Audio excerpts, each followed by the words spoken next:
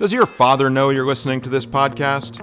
Well, when you're done, why don't you stop by and check out a show that is 100% dad-approved, Dadages.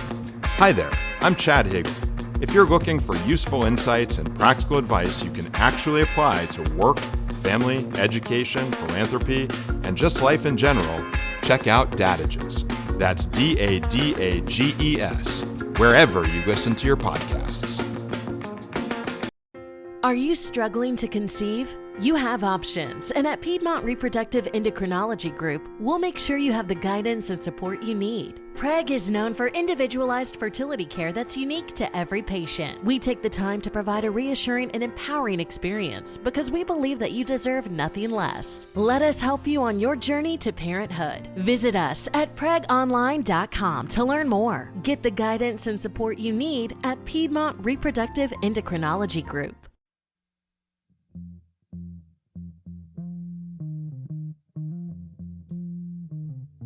Hey there, thinkers. It's me, your girl, Elena Grace, and I'm coming at you with a brand new episode today. Thank you so much for being here this holiday week. I hope that your days have been merry and bright, and I am so excited for a happy new year with all of you all.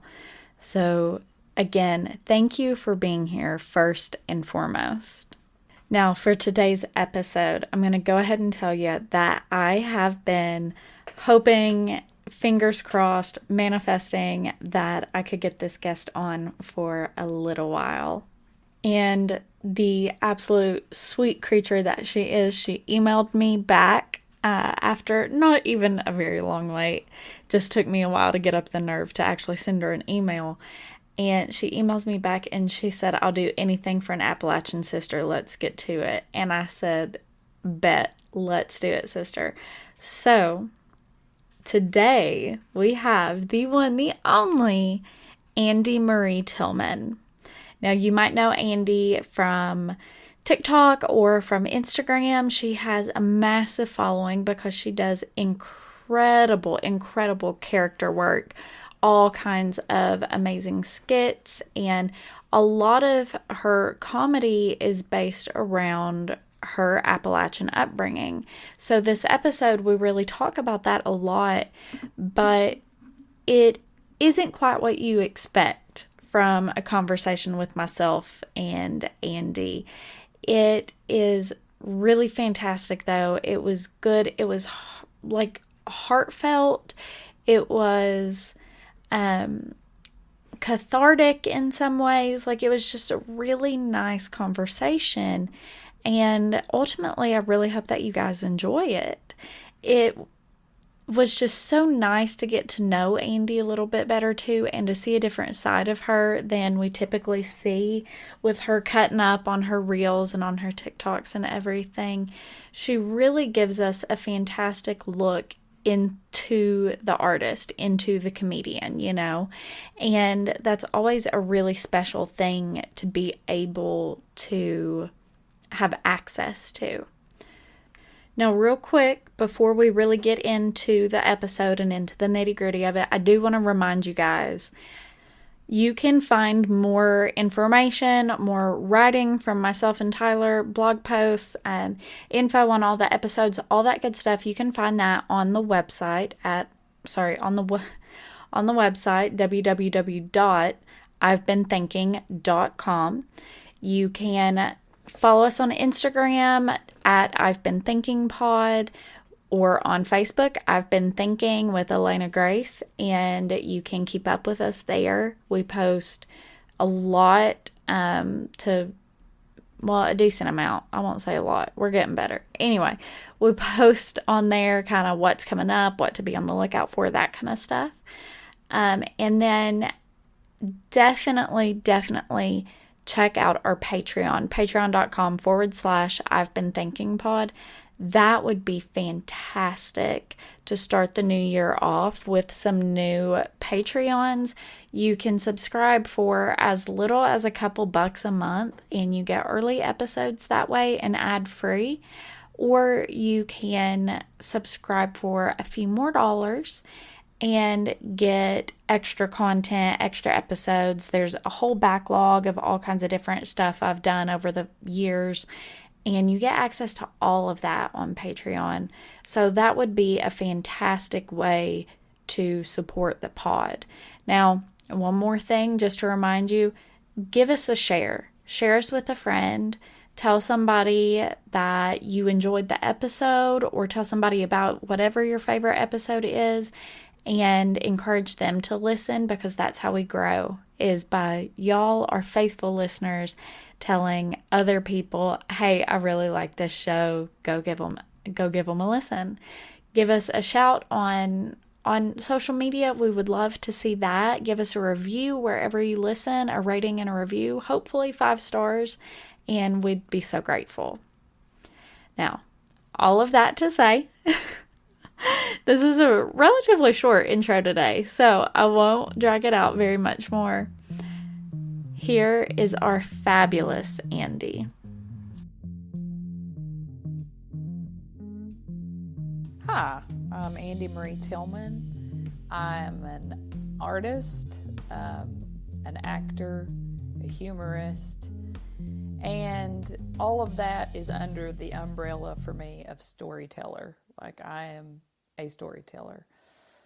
And I'm from East Tennessee, more specifically Scott County, which is northwest of Knoxville. It's Cumberland Plateau.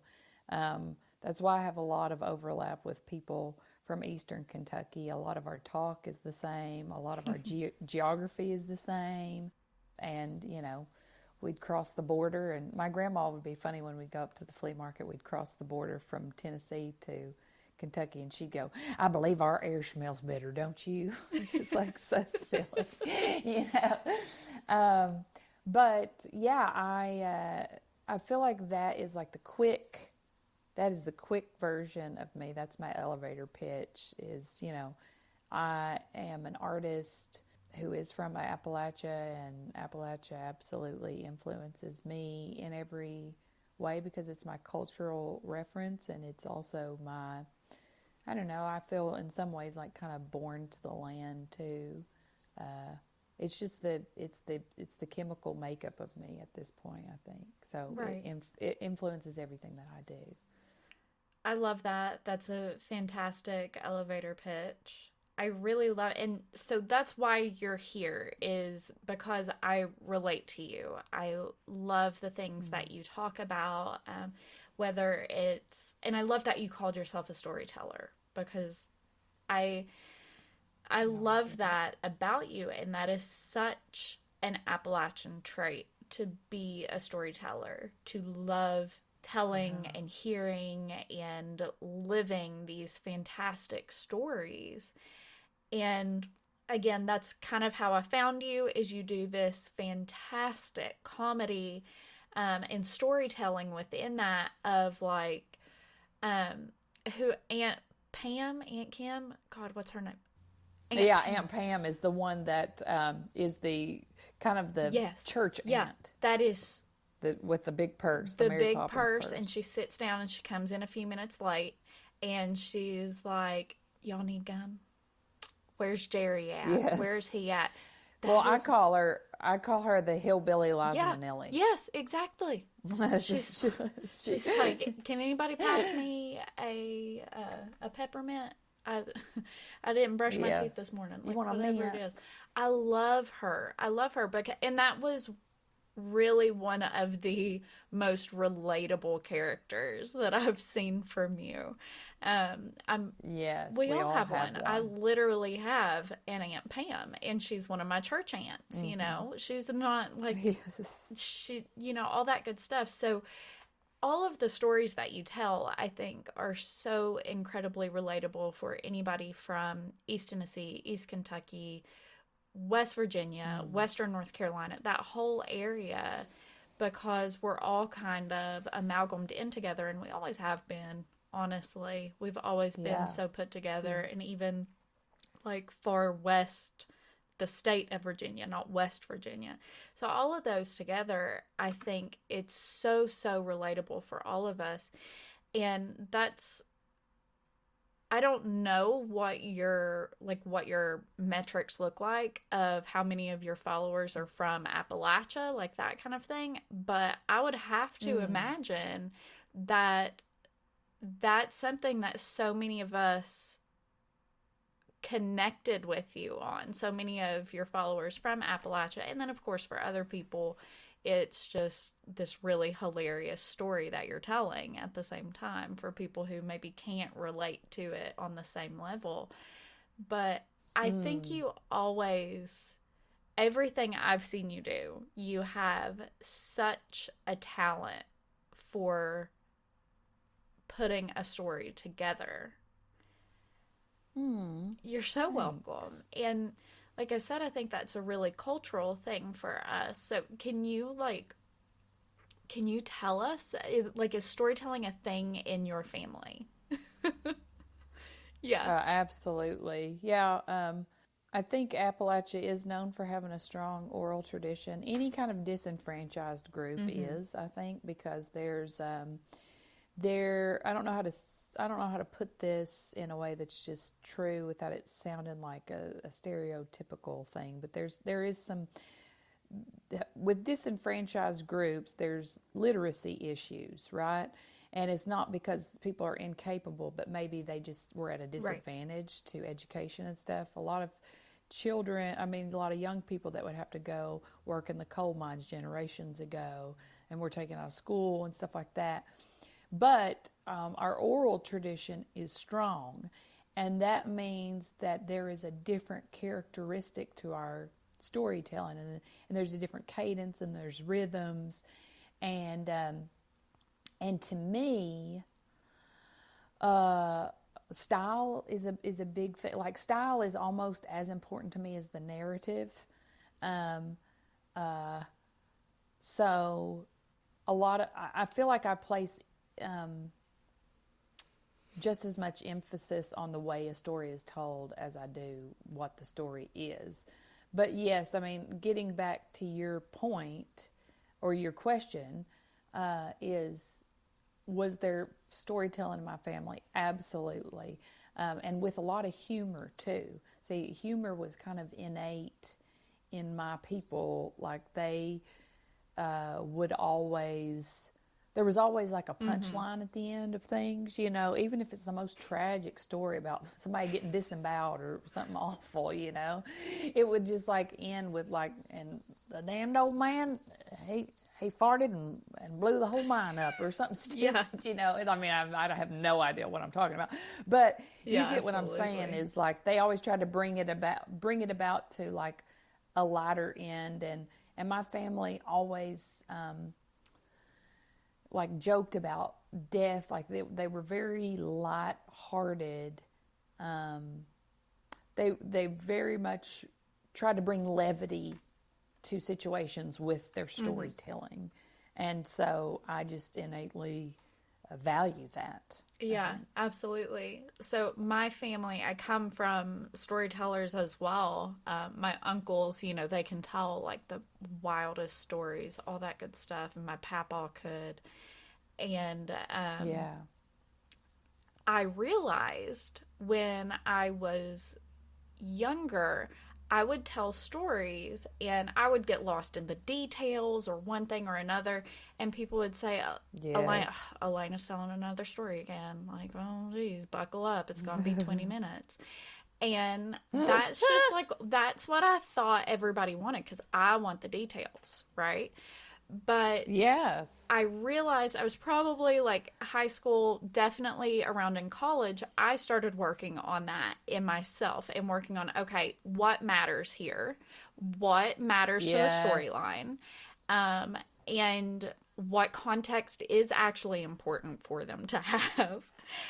And how can I make a punchline? Like, where is the punchline? How can I highlight that? Because sometimes I would, like, the punchline or the most dramatic part would get lost, right? Because I was focusing on these details, whatever. So I really learned a lot of that from paying attention to how people around me told these stories. And I was like, okay, here's where they put the emphasis. Here's where whatever. Because obviously, like I said, it didn't come quite as naturally to me at that point in time, because I wanted people to have the whole backstory so they could totally get it.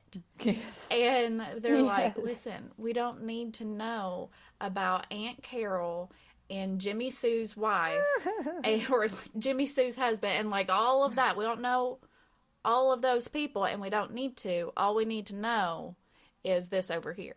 So anyway, point is, I started working on that and realizing like I have to have like a punchline, or I have to have like a climactic moment.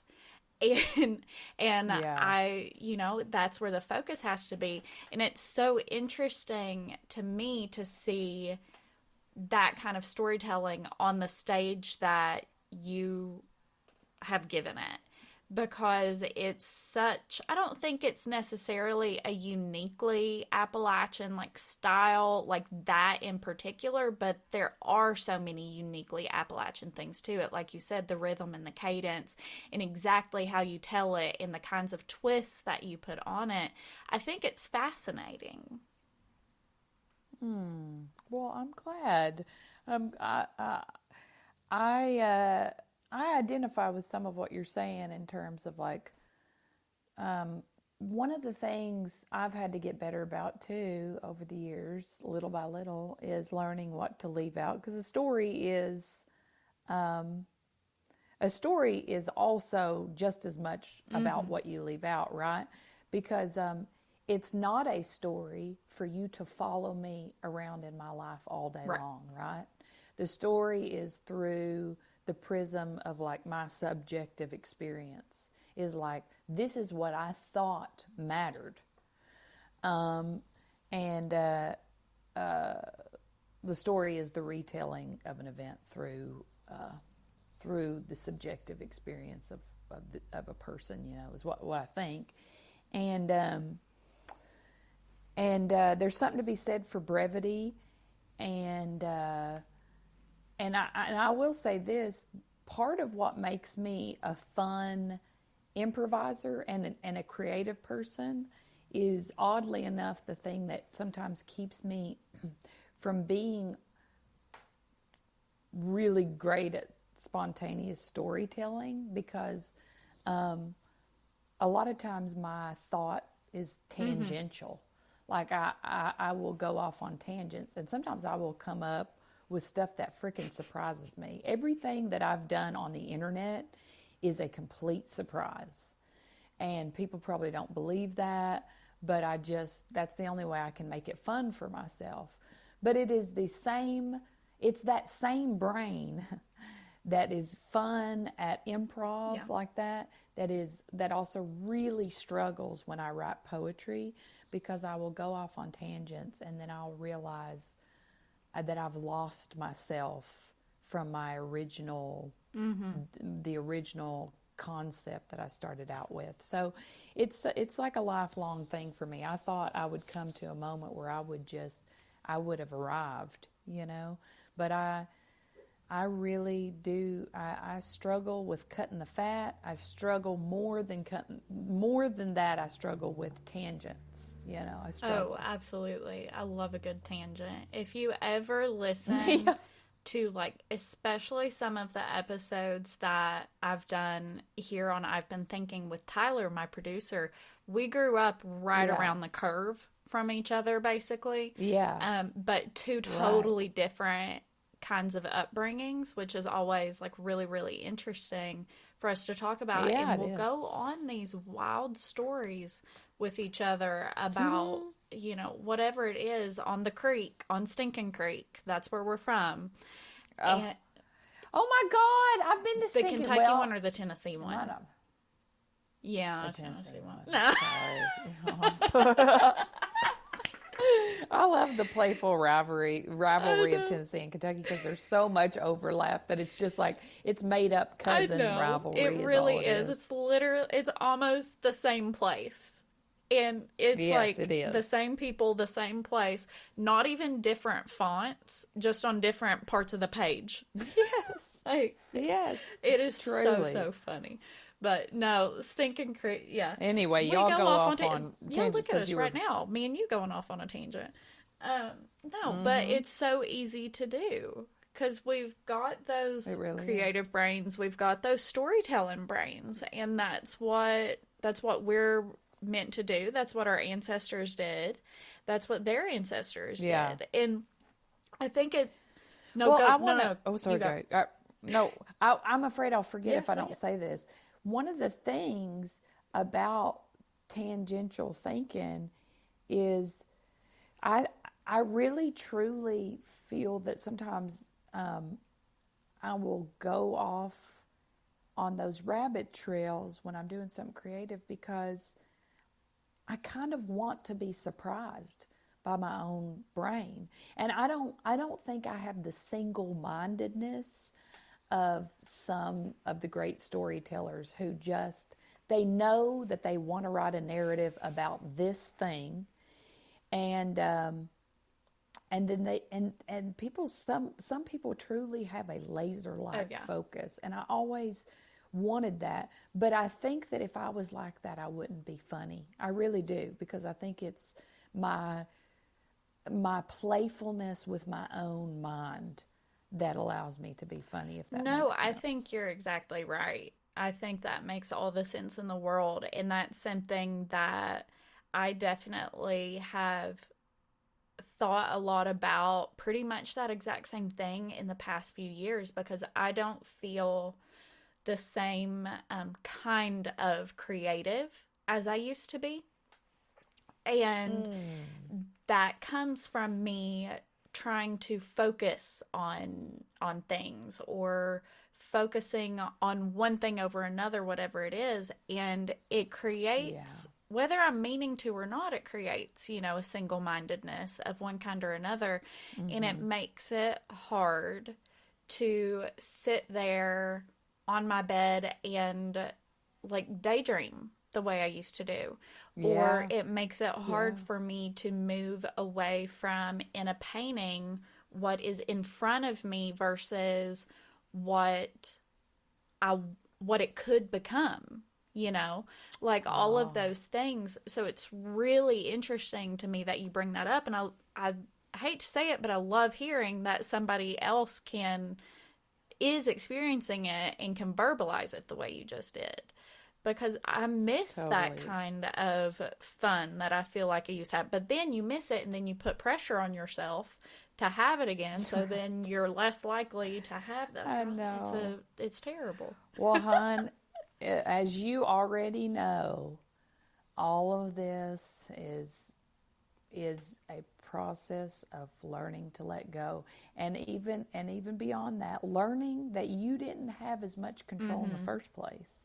And I'm learning that every single day, and I forget it constantly. But it truly is learning. Like, I didn't really even know what I really wanted in the first place. I didn't really, and Alan Watts is a really great philosopher who I love, who, said that we don't really know what we want, because if we did know, we would have it. And the truth is, we're all really looking for a surprise. Even though surprise scares us consciously, if we think about it, we're like, ooh, I don't want it to be anything bad. But we're constantly yearning for a change, And as soon as somebody gifted you whatever you think it is that you want, beyond being like desperate and in poverty, as soon as somebody gifted you whatever you wanted, you're still yearning for the next thing, So I don't know what. See, again, that's a tangent. I don't even know what we were saying. Yes, Creativity. Yes. But yeah, I think it's all a process in letting go, and you can't. The irony is, you can't make yourself let go. That's you're doing the same shit. Yeah, no, you're exactly right. And I think that's a brilliant comparison, that point to bring up that if you had what you wanted, you'd still be wanting the next thing. Like, because you do, you always want more, whether you want to admit it or not. You always want some kind of more, right? Yeah, something different, some change, whatever it is. And it's never actually going to be enough. It's never actually going to satisfy you, but that's okay too. Like, that's okay to still be wanting change. All that good stuff. And I think that is really interesting, like within the context of the kind of place that we both came from, because you have the people who want more, and sometimes maybe they're looked at as thinking that they're better than the other people around them, or they want something different, and they say, well, why is this not good enough for you? You know, all that good stuff. Yes. And that's definitely something that I've dealt with in my life. And people saying, oh, that Campbell girl, she thinks she's better than us. She thinks she's some hot shit. And I'm like, I just don't want to live the same life that you did, and that's okay too. Mm-hmm. And your life is fine too. If you like it, live it. I don't care what you do. Oh, absolutely. I heard that constantly growing up. I heard, Anna Marie thinks she's somebody. My family for the most part was supportive. I remember, and she wasn't really wrong. My aunt called me out one time, like right after I'd moved to Nashville, and like nobody had an accent. And so I probably, I would say I never fully lost my accent, but it was not the same for a couple of years. My last year of college and my first year in Nashville, for a couple of years, I had like pulled back or tried to be more proper or whatever. And I went back and visited. My aunt said, "Ooh, Andi Marie." It was like, what did I say? Something like car. I mean, who knows? She was kind of mocking me, and she was like, "Car, where are you from? You trying to be from New York?" Just anything. And even when I moved to Nashville, it was like, oh, Andi Marie's in Nashville. It's still in Tennessee, 3 hours away. You would have thought that I moved to London. I mean, but also, I understand that that's a lot of fear, and I don't think it's out of malice. I think those people have also been looked down on. I know that my family dealt with people looking down on them at times, and also them not having opportunities like I had. Like, I had parents that allowed me to go out of town and audition for things. Like, that would drive me an hour to Knoxville so I could audition for things. But other people didn't have that opportunity. So I am almost, in a way, not almost, I was privileged, actually. Even within the context of not being privileged, I was a privileged, unprivileged kid, because I had parents that were determined to support me. Now, I did drag them along a little bit. Like, I was the one that initiated it. Nobody forced me to, but there were plenty of people that didn't have the opportunity that I had, and it was probably like, damn it, when they saw me get to do things. And like, I empathize with that now. I empathize with them, that they were like, are we not good enough, is what I see that as now. And to which I would say, no, you absolutely are. But trying to accomplish things shouldn't be discouraged. Like, we should do our best as a community to not, to basically deal with our own jealousy and be like, I hope I make it better for the next generation. And I accept what I wasn't able to do, but I can do things now, and I'm going to try to accept the expansion, not betterment, the expansion of the next generation. Absolutely. And I think that you hit on a really important point that I was going to make from my experiences, was that so much of it was jealousy, and it wasn't necessarily malicious. It's just people saying to themselves, and not even consciously saying it, they're saying, well, why didn't I get to do that? Why didn't I have that opportunity? Why couldn't my parents do that for me?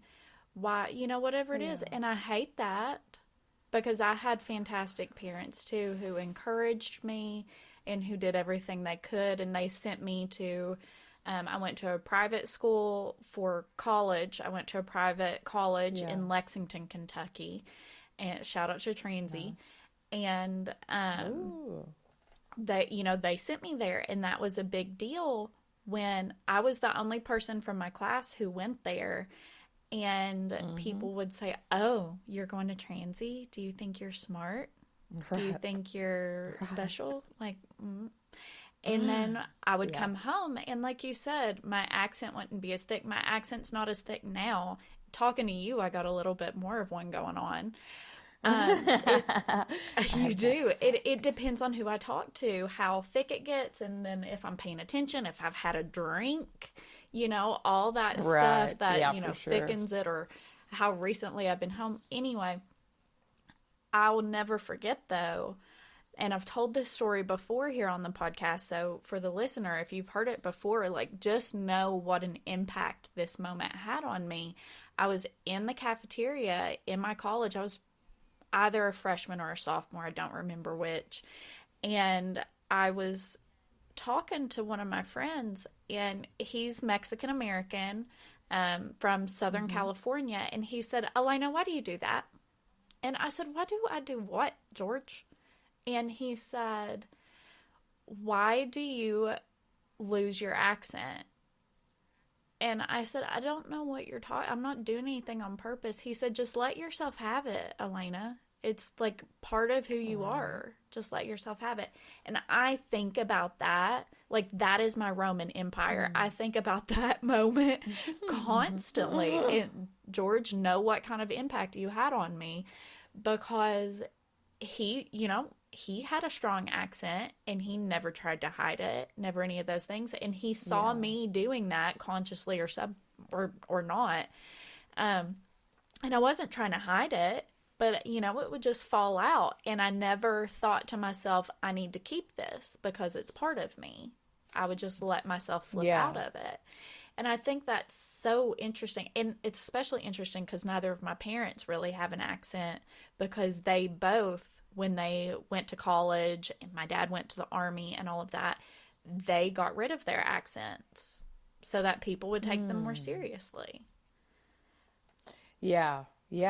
And I will say this too. I think that as my fear of authority decreases as I get older, this problem also gets smaller and smaller. But I still am the most. Does your father know you're listening to this podcast? Well, when you're done, why don't you stop by and check out a show that is 100% dad approved, Dadages. Hi there, I'm Chad Higgle. If you're looking for useful insights and practical advice you can actually apply to work, family, education, philanthropy, and just life in general, check out Dadages. That's Dadages, wherever you listen to your podcasts. Are you struggling to conceive? You have options, and at Piedmont Reproductive Endocrinology Group, we'll make sure you have the guidance and support you need. PREG is known for individualized fertility care that's unique to every patient. We take the time to provide a reassuring and empowering experience because we believe that you deserve nothing less. Let us help you on your journey to parenthood. Visit us at pregonline.com to learn more. Get the guidance and support you need at Piedmont Reproductive Endocrinology Group. I'm still in the most accentless. What would that be? I don't know. I'm still without accent. It's my peak. My peak is when I am like on the phone with any kind of customer service or anything like that, and if I get passed around and I don't feel like I'm being taken seriously, if I not get angry, but if I get stern, I feel like that is the way that I talk serious. And I think I mimicked that actually after my dad, who was an attorney, and he would be accent all day long, phone, blah, blah, blah. But as soon as he was like on the phone with someone from the court or anything like that, and he didn't feel that they were getting his point, he would completely lose his accent. And it was just so monotone. And I think that I've mimicked that too.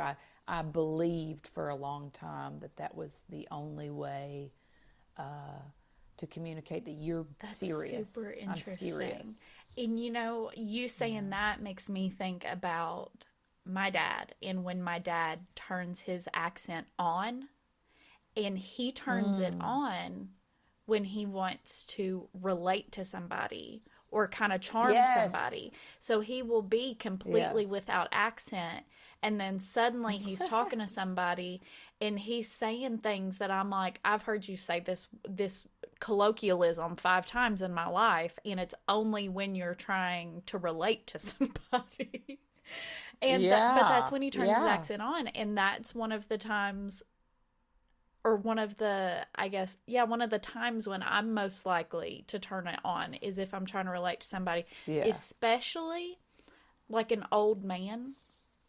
And I learned this when I was working in retail in Lexington after college. If I thickened my accent up real good, Lord, he'd buy anything I told him to. Those old men, they would eat that up. They loved it. Yes, they do. Well, I feel kind of honored that that the accent sometimes has a disarming characteristic about it, and that's always good. Like to take the arms away from someone, and make them feel more at ease. Like I'm proud of that. I'm happy about that. Yeah, I think that is a really great point to bring from that, because it's comforting.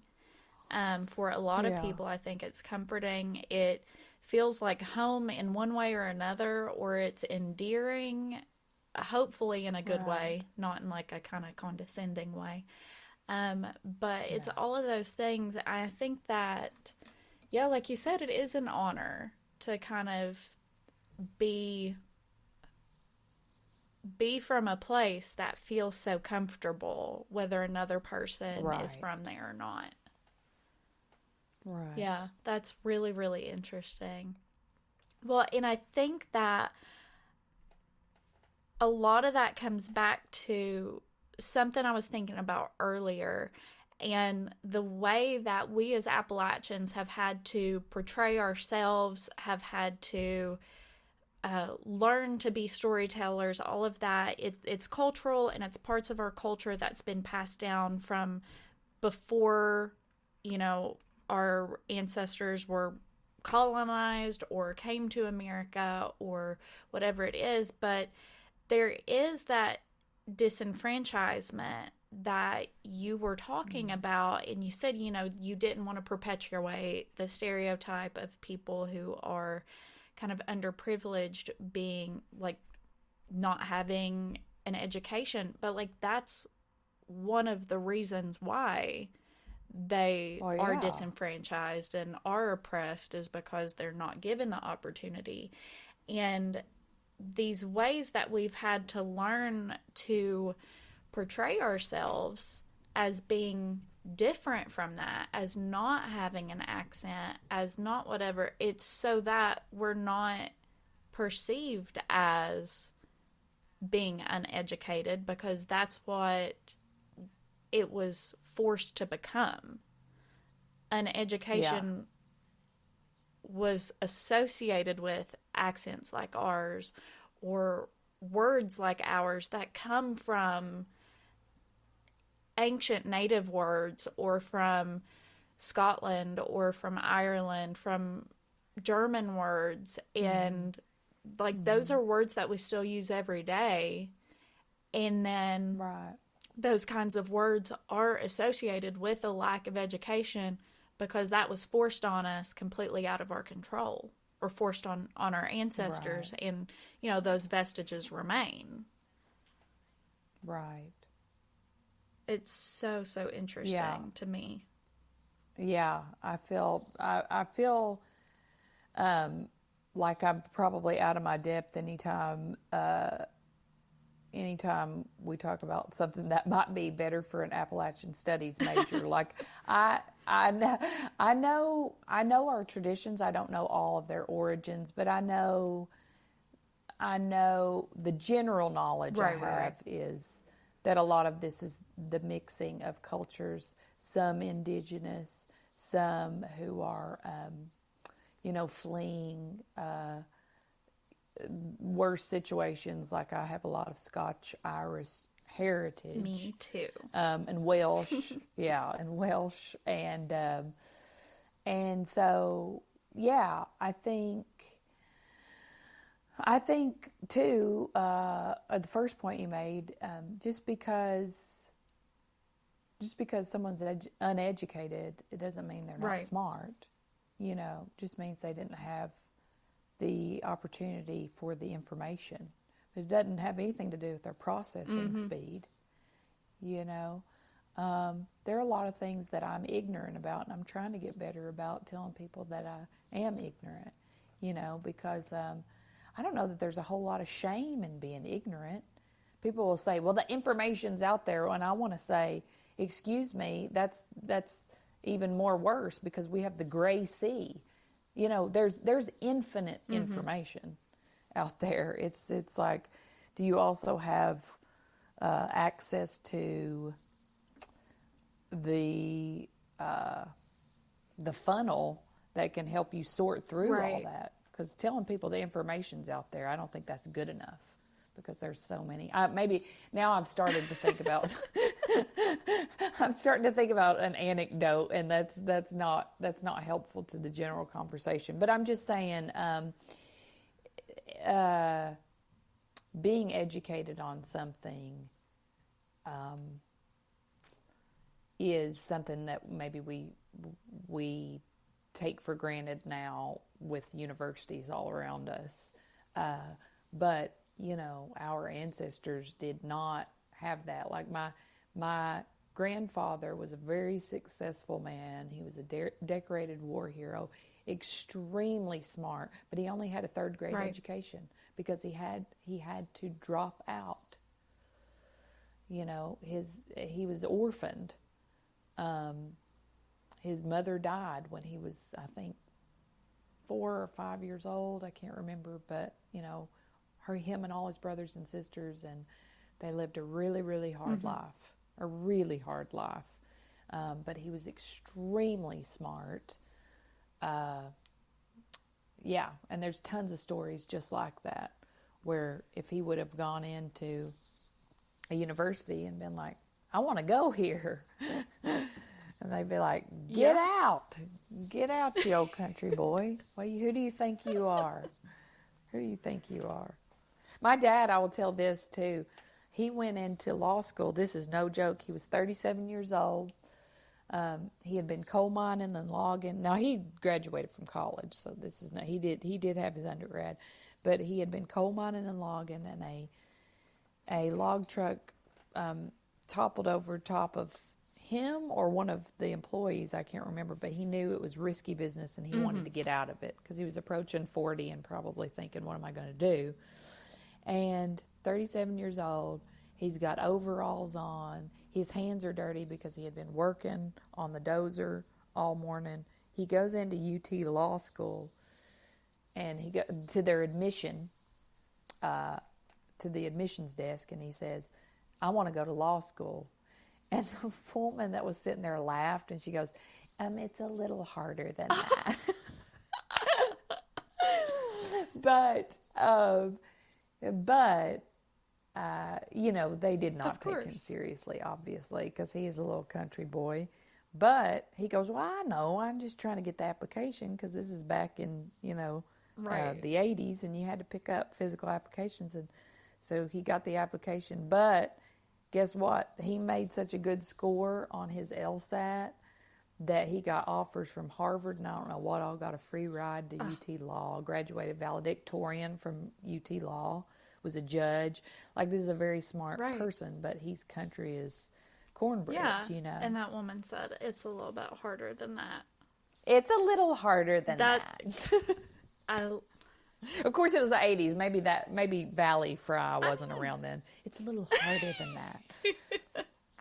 I like it with the Valley Girl fry. That's, I know. It's a more, for our context, it's easier to picture. It hits different. Yeah, it does. It really does. I think that right there speaks so many volumes about the kind of people, like, it's not that it's an uneducated place. And I think going back to kind of our central theme of this episode, that has been storytelling. I think that our storytelling is such a fantastic example of that in how we go about it, and the way you figure out, when to put the emphasis on something. You watch the people you're telling the story to, and you say, okay, this is what they reacted to. I'm going to emphasize that even more, or I'm going to build up to that even more, whatever it is. And I'm obviously making this into much more of seem more like a science than I think a lot of people put into it. Most people, not me, are more natural storytellers and don't have to think about it the same way I do. But my point is that there's so much that we kind of try to shrug off because we think it makes us seem more educated or whatever. But I have noticed that recently, especially like in the past 10, 15 years, I guess, since I started thinking about it, people are more proud to be from East Tennessee, East Kentucky. People who are in the public eye are more proud about it.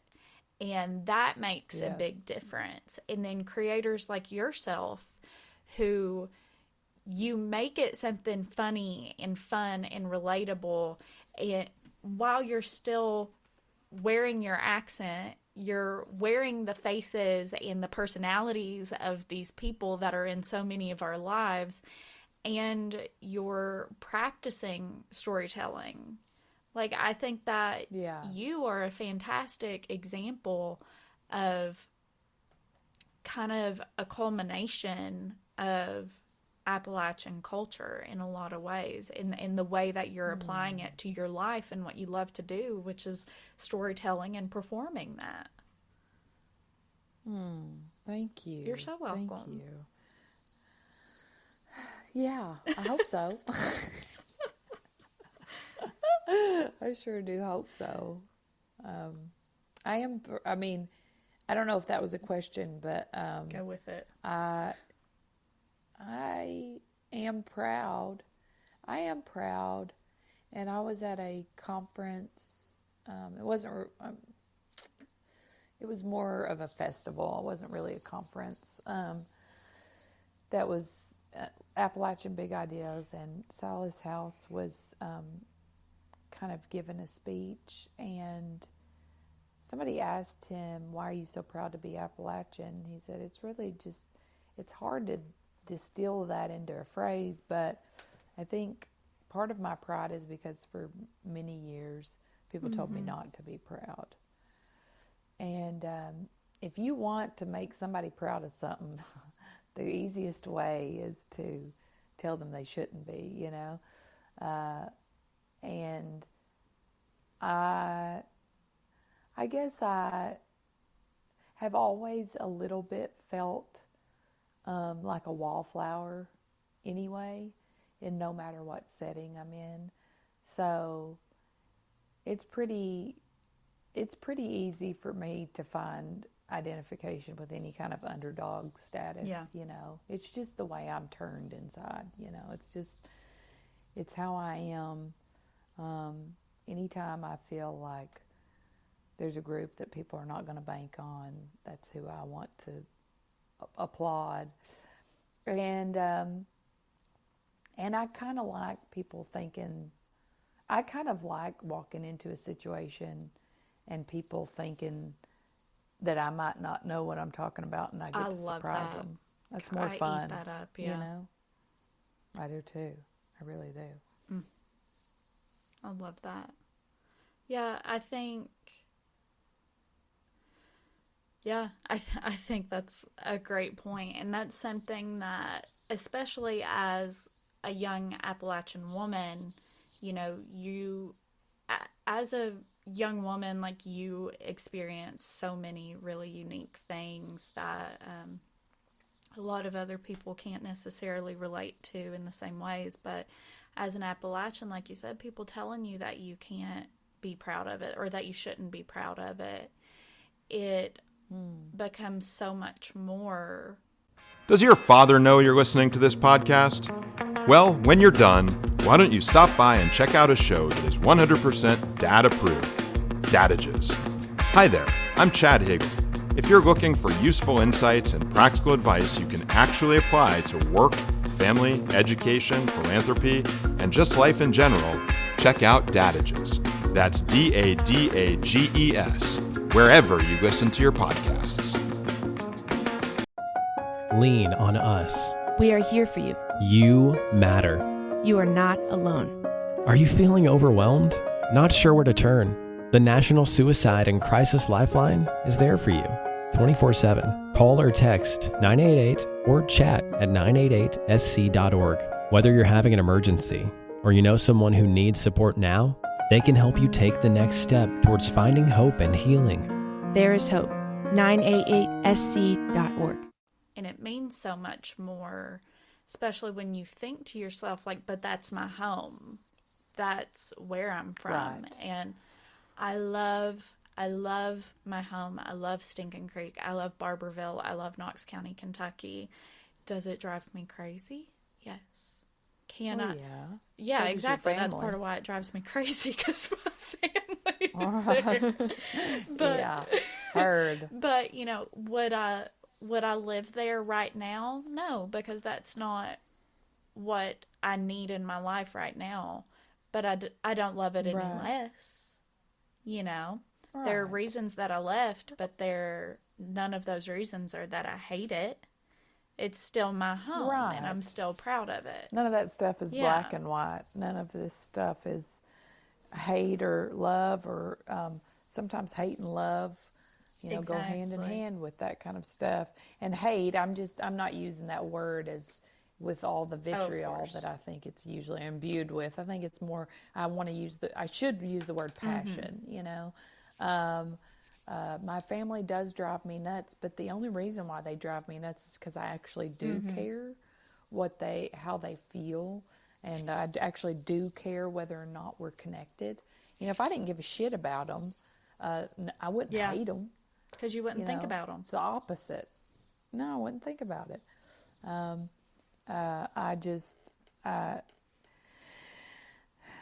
I think being a woman in that area was weird in the 90s because being a woman, I mean, I was a kid. But even in the early 2000s, especially because here's the truth about those areas is in terms of pop culture, they're about 10 to 15 years behind, even in terms of fashion and stuff. You know exactly what I mean.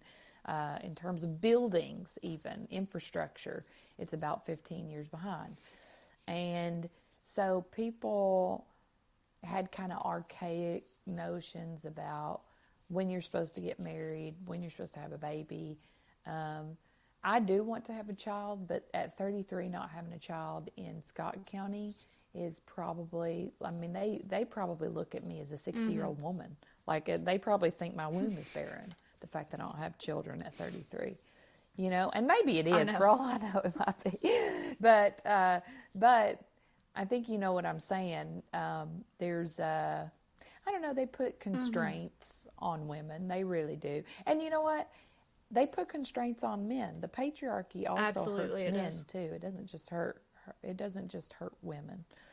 So there's a lot of men in those areas that are suffering too, who are deep people, who are not allowed to be deep because they're off, or they're queer, you know, the way they say it. Yeah. And as if there's something wrong with that. But you know what I'm saying. They even say queer just like they're off, they're odd, you know, they're just because they have different, feelings.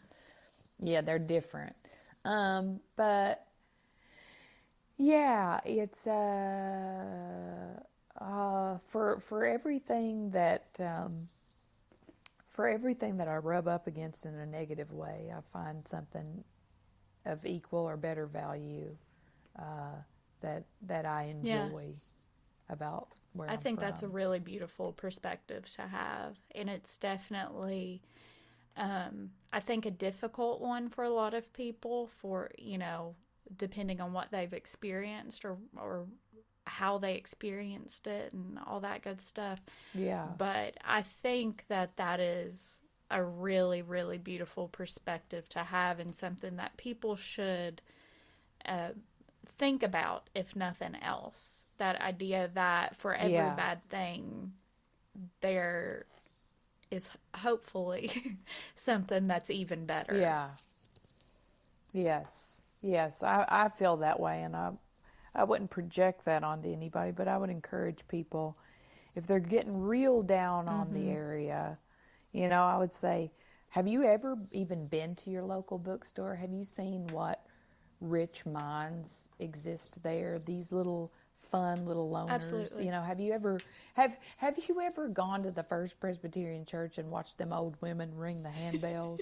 I mean, these people are one of a kind of people, and you're not going to find them anywhere else. Like, fall in love with your area, you know, accept that this is your story, accept that this is where, you know, the divine has put you, and you know, this is your cosmic this is your cosmic lot, if you will. Yeah, you're right.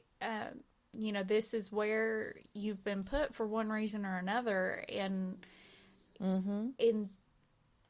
it's not bad. It's just different, and you might want different, and that's okay too. But like, you can still appreciate and accept and love it, and hell, if you don't love it, you can at the very least, you know, see what a goofy ass place it is and find some kind of enjoyment in it, in that. Well, I would add to it too, because this isn't the first time I've said this, but you know, I get annoyed when I have to hear over and over about how, quote, bigoted the area is. I want to be like, you think that there are not bigots in New York and in Maine and in Philadelphia and here? There are plenty of bigots that just have a different accent. You know, I do get a little tired of it, because I'm like, there's also a strong history of progressiveness in those areas too, with people that unionized and stuff. So I get tired of those little elevator pitches about how backwards the area is. Sure, it can be sometimes, but like, you know, there's a lot of underhanded stuff that you would find in a northern state. People in the South maybe are just a little louder about their stuff. And I think that's the kind of thing too, that people like to put those kinds of ideas on people that they think are uneducated or whatever it is. I mean, right now, and like, we're not going to dive into this too much, but people say, like, I see people on the internet all the time say, well, why do you care about Palestine? They kill gay people there. Like, what? Right. What? You know? Right. So, they're... Right. Anyway, people like to put those kinds of things on people that they think are uneducated or less than or whatever it is. And, you know, obviously we see it all the time with all kinds of different groups of people. But just like you said, it is not, I wouldn't say it's much more or less bigoted than plenty of other places that I have lived and people that I've met. And anyway, my family has personally been, even the ones who are very religious in that they don't believe in gay marriage or gay, being homosexual or whatever, they are still kind and good people to family friends who are gay, Right. And we're not going to get like too far into the ethics of that, of like, oh, love the sinner, hate the sin, whatever. But they're still kind people. Anyway, I just thought of this while we're on this topic. No, I totally get what you're saying. Yeah. I just thought of this. Some study just came out today or recently. I don't know. I just saw it today from a college in California somewhere. And it was the percentage of LGBTQ plus adults in each state. And most states average around 5%. Kentucky was the highest at 10%. Wow. Oh my goodness. I have to. You've got to send this to me because I'm so curious. I mean, did they have speculations? Did they? I mean, we probably shouldn't get into that now because our minds could be like, it could be this, and then we'll find out it's the most horrendous thing we could have ever said. I don't. But or maybe there's a migration to this. Like maybe Kentucky has a flourishing gay culture. I don't know that I don't know about. But no, I know a lot of people who are out in Kentucky, but I didn't think of it as being that's statistically significant. Right. I just pulled it up. It was the Williams Institute School of Law at UCLA. And they released it. It's a graphic of the whole entire country. Oregon is at 7.8%. Let's see, what's that? Delaware, 7.5. Oh, Washington, D.C. I'm sorry. They're the highest at 14.3. But then Kentucky is second. So I guess technically Kentucky's like the highest state because D.C. is technically not a state.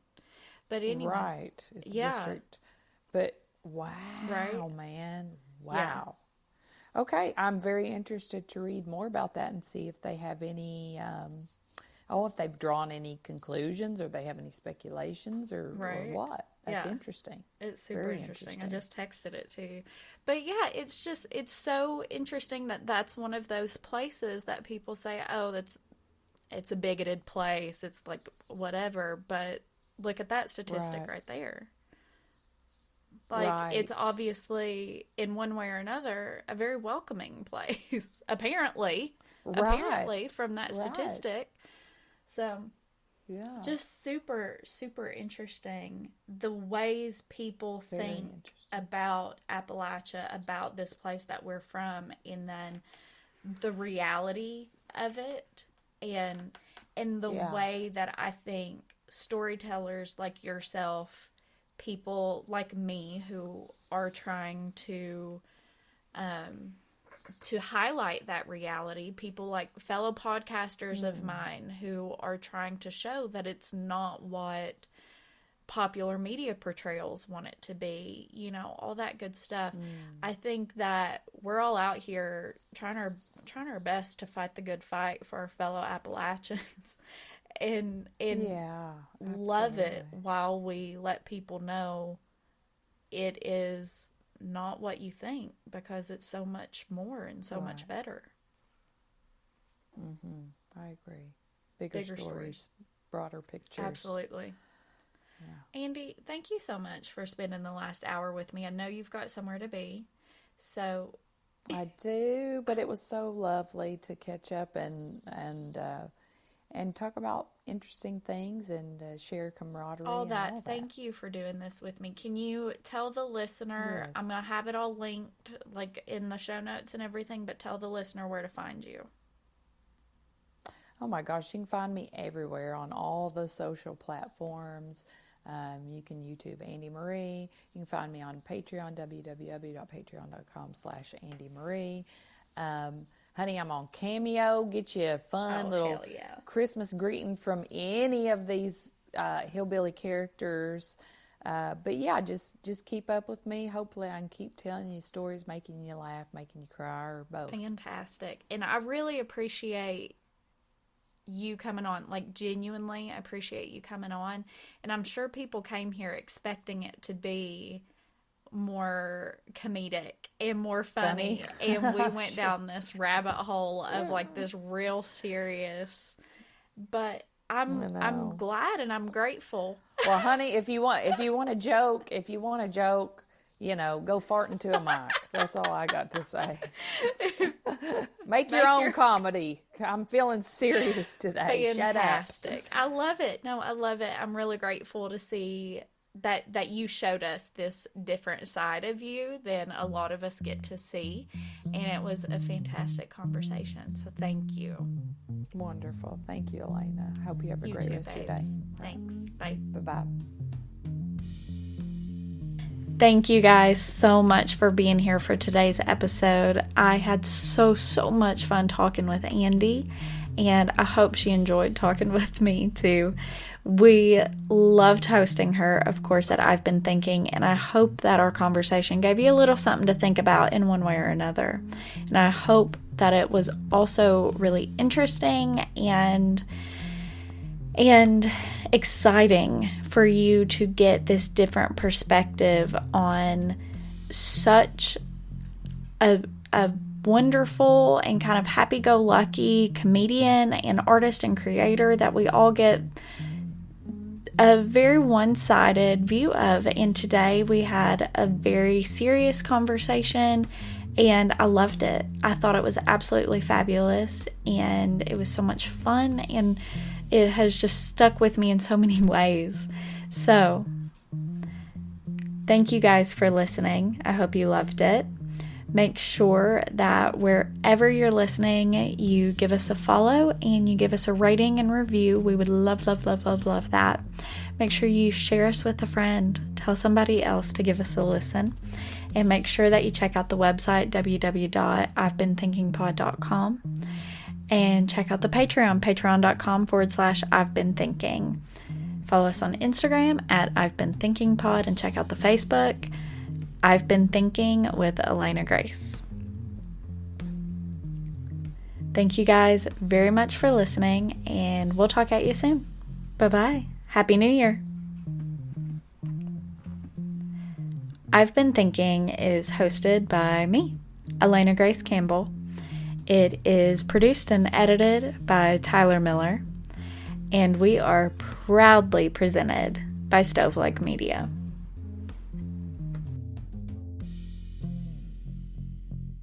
Does your father know you're listening to this podcast? Well, when you're done, why don't you stop by and check out a show that is 100% dad-approved, Dadages. Hi there, I'm Chad Higgle. If you're looking for useful insights and practical advice you can actually apply to work, family, education, philanthropy, and just life in general, check out Dadages. That's DADAGES, wherever you listen to your podcasts. Are you struggling to conceive? You have options, and at Piedmont Reproductive Endocrinology Group, we'll make sure you have the guidance and support you need. PREG is known for individualized fertility care that's unique to every patient. We take the time to provide a reassuring and empowering experience because we believe that you deserve nothing less. Let us help you on your journey to parenthood. Visit us at pregonline.com to learn more. Get the guidance and support you need at Piedmont Reproductive Endocrinology Group.